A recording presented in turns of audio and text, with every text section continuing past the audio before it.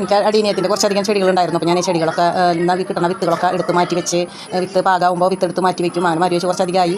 അപ്പോൾ ഞാൻ അതിൻ്റെ എല്ലാതൊന്ന് വിത്തുകളൊക്കെ സെപ്പറേറ്റ് ചെയ്യാമെന്ന് വിചാരിച്ചു. അപ്പോൾ പഞ്ഞി പോലുള്ള രണ്ട് ഭാഗത്തും പഞ്ഞി പോലെ നിൽക്കണതിൻ്റെ നടുവിലാണ് ഈ വിത്ത് ഇരിക്കുന്നത്.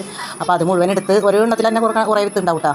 ഒരു എന്താ പറയുക, ഒരു പയറിൻ്റെ പോലുള്ളൊരു അതാണ് വിത്ത്. അതിൻ്റെ ഉള്ളിൽ തന്നെ കുറേ ഉണ്ടാവും. അപ്പോൾ അതൊക്കെ എടുത്ത് അതിൻ്റെ വേസ്റ്റാണ് ഈ കാണുന്നത്. അത് അതിൻ്റെ സെൻറ്ററിൽ നിന്ന് അതൊക്കെ എടുത്ത് മാറ്റി വെച്ചു. അപ്പോൾ ആർക്കെങ്കിലും ഒക്കെ ആവശ്യമുണ്ടെന്ന് വെച്ച് കഴിഞ്ഞാൽ വിത്ത് ആർക്കെങ്കിലും ആവശ്യമുണ്ടെങ്കിൽ ഒന്ന് കമൻറ്റ് ബോക്സിൽ കമൻറ്റ് ചെയ്തോളൂ.